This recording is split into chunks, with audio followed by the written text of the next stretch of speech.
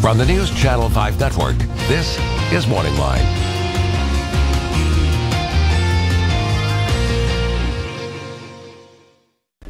Good morning, everyone. Thanks for joining us on MorningLine. Nick Barris here on a Tuesday.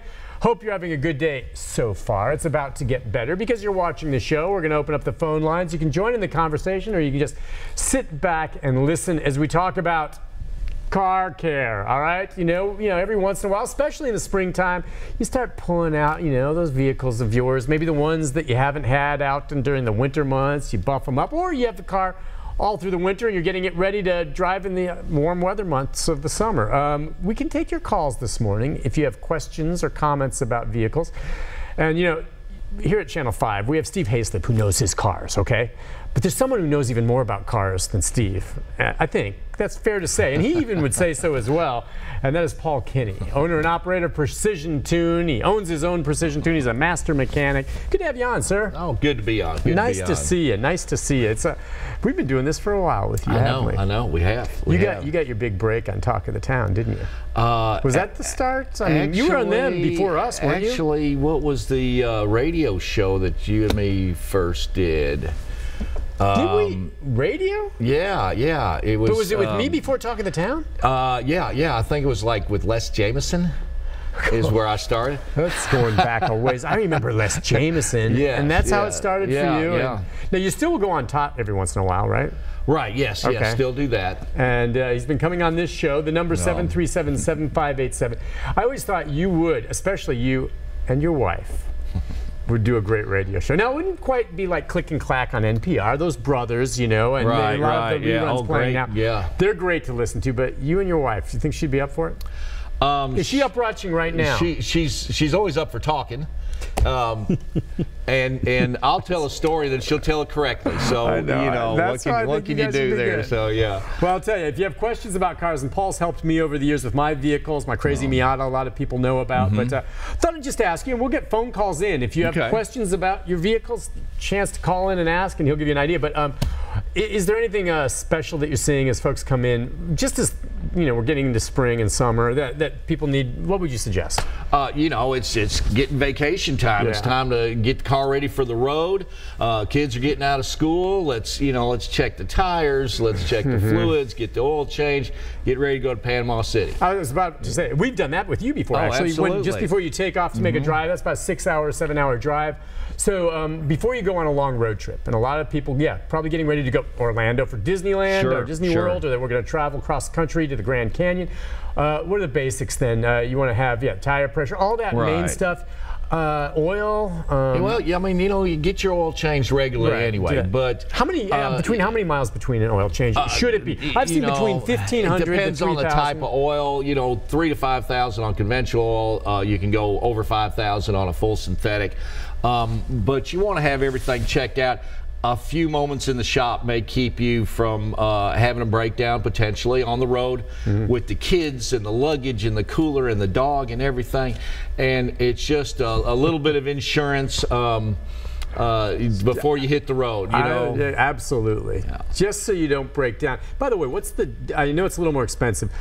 Is there any advantage to getting conventional oil over synthetic? I mean, and I know synthetic will last longer, and it does cost a bit more. Yes. But is there any advantage for maybe certain vehicles to go with a conventional oil as opposed to synthetic? Well, the synthetic oil is formulated, and it's a higher blend. It's a higher quality oil. You can go longer, so you've got convenience. Lots of the newer cars require a full synthetic because of the tight tolerances, because variable valve timing. They're doing all kinds of hydraulic things inside these smaller engines to get more power out of them. It requires a better oil. Interesting. Absolutely. As far as your warranty and everything else, you have to keep that in there. Okay, and you need to know that if it's one of the new cars. Now, for instance, I've got my little old '94 Miata that has a gerbil in a cage that runs it. So that sucker, does it really matter what kind of oil I put in a car that old? I mean, I want quality oil, but should I do synthetic as opposed to? Synthetic at that point, there's not going to be any benefit to. So when you come in, we use a synthetic blend. Okay. we always check your tires, and we rotate his bumper stickers because you don't want to leave the same ones in the same place for too long. It's covered with bumper stickers. All right, let's see. I think that covers most of it. As far as the newer cars out there, you constantly in your business have to upgrade yourself in terms of, and the mechanics you hire with the technology that's out there, because you've told me before, it's amazing now. Everything's computerized, it's as crazy opposed stuff. to some of the, and you see all kinds of cars that come in the door, right? Right. I mean, the big change, is it just more complex these days, or now is it where you can just plug into the computer and figure out what's wrong with the car? Well, no, the plugging into the computer will give you an idea as far as information, voltages, what the sensors are doing. Yeah. You know, in the old days, you would hook up an analog gauge and watch it. Now everything is digital. Basically, you're using a laptop. You're seeing in real time what's going on with these cars. There's so much electronics. Right. Even for rolling the windows up and down, it all goes through body control modules. The stuff that you know, well, I've got a guy that's super on it, Kirk, and the stuff that he goes through just boggles my mind. I've been doing this for 30 years, right? And so I'm learning new stuff every day, and we constantly have to upgrade, constantly taking classes and going through this. So the things that are on the car today, we didn't even dream about 10 years ago, and I can't wait to see what the next 10 years brings. I know. Well, I was going to say, one thing that's already coming, and I don't know if you see these cars. Do you take electric cars? If someone can't, what? Oh, it's with an electric, like if someone comes in with a Nissan Leaf, yes, all right, which of course are made just down the road here. I don't even know. Is there oil in a Leaf? I guess electric. They're full electric. Now the hybrids still have an engine in them. Right. Don't do anything on the full electric. You cars. don't do anything on the full electric. You know, the dealer really has that kind of sewed up right now because the technology is so new and it's still evolving. Yeah. And there's so many things go wrong with them that they have to basically, it's their quality control. They have to be checking those out right now. Yeah, as you follow those, and I know you just know cars, you're a car buff yourself. I mean, I just wondered the future of the electronic cars, the whole idea of the batteries. I mean, do you see that being something that's going to become more mainstream with time? The battery technology has got to come up. Okay. You know, number one, nobody wants to buy a $30,000 car and in 7 years have to buy a $13,000 battery, which is what some of them are running right now. You know, great technology. I mean, you know, I'd love it all to work out and sure, you know, save the planet. But right now it isn't practical.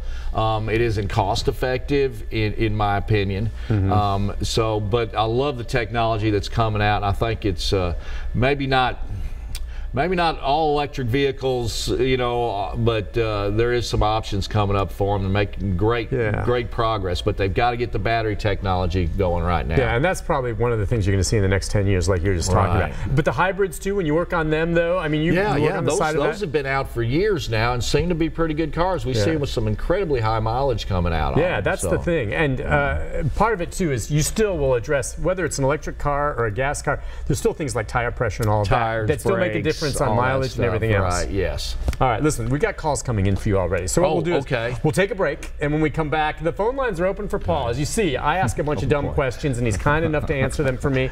Any questions you have about your car, you know, service, things like that, see if you can stump him too. Hey, we'll try our best. All right, 737-7587. We'll be back with your phone calls and more with Paul Kenny with Precision Tune right after this.